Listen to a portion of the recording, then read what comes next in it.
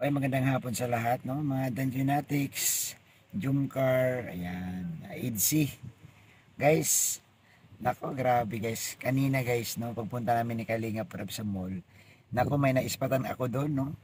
Spotted, isang lab team, no? Isang lab team ito guys na nakita namin sila sa mall magkasama. At alam nyo ba? Silang dalawa lang. Grabe naman to, no? Sa kanilang pagtago-tago guys na hindi malaman. Nagkataon naman na nagkasalubong kami, no? So, siyempre, nung magkasalubong kami, tinawagan ko. Wala na siyang magawa kundi lumapit. No? Napaka napakagaling ng kanilang ginawa guys kasi nagkakaroon talaga sila ng sarili, no? Nababanding sila sa sarili nila. At yun nga, kakain nga daw sila sa labas. Maglalans daw sila sa labas. Napakaswerte nung girl. Yung girl guys, napakaswerte. Ang boy naman, napakaswerte din kasi grabe, isipin mo magkakasama sila, no, sa mall.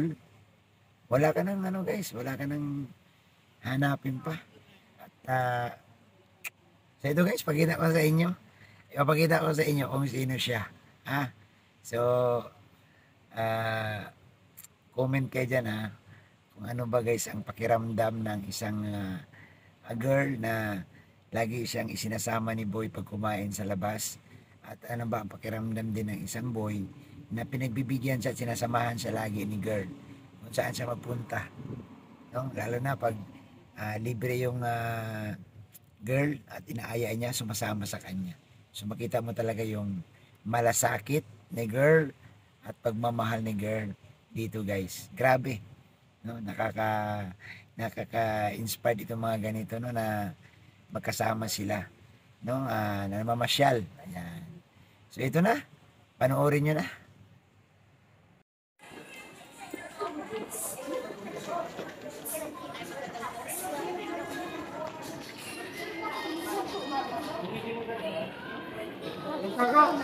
Yung Pasko dito, ang buhay ng mga Pilipino.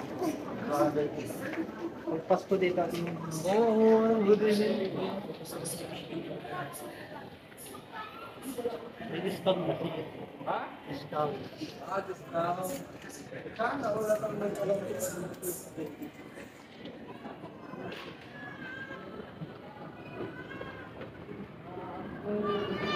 Ayos ang kakagayo.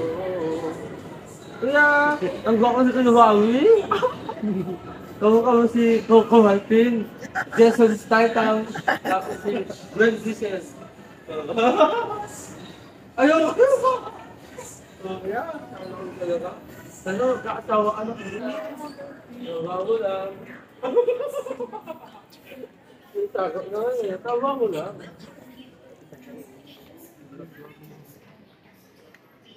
Ang gayo ko kaya. Hanggang manikin.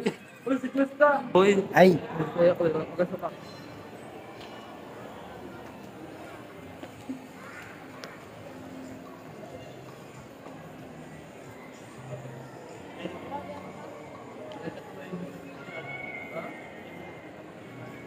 Taas unahan, Apple Store.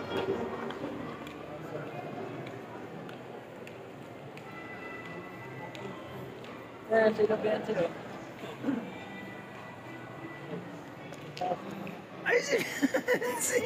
Ay, si Biancy at saka si Ido. Ole! Ole kayong dalawa. Yan, Abides! Sino kasama mo? Beneficiary mo? Saan napunta niyo? Ay, grabe. Uy, istorbo ka mo kumano. Tuloy kayo bukas. Sige, ingat ka po. Andito kami ni Rab sa taas. Diyan. Yan guys. Masama ka rin bukas. Kasama ka bukas. Kasama ka. Dapat kasama ka. Ano ka ba naman? Yan. Oy, magdadagat sila, hindi ka pwede ron. Masama ka din? Hindi nga. Papayag ba si Kalinga Pido? Papayagan ka ba niyan? Baka di ka marunong maglamay. Gusto mo lang kasama siya ako eh. Ay, grabe guys. Ayan guys, so na-ispatan ko si Beyonce. Ang ganda ni Beyonce. Sexy. nakita nyo na. Yun, napanood nyo na po. Yun nga, no? Siyempre, walang iba kundi si Beyonce at si Ido. Grabe naman, napaka-sweet naman ng dalawa nung makita ko. Talagang ano, natutuwa nga ako kasi hindi nila kalahin na nandun ako. Tapos nakakatuwa kasi si Beyonce talaga, no? Ugali ni Beyonce talaga napaka magalang. Magmamano talaga yan sa akin. Every time magkikita kami kahit saan. So makita mo naman talaga doon, di ba? Masaya sila, no? At ayun nga guys, sa balita ko, ito pa lang si Ido, sinamahan siya ni Beyonce. Nag-scout pala sila. Saan ka pa? Grabe, ano? Tiwala na rin masyado yung mga magulang ni Beyonce kay Ido. Yan, sinasamahan every time daw na mag-scout, nagpapasama si Ido. Sumasama rin si Beyonce.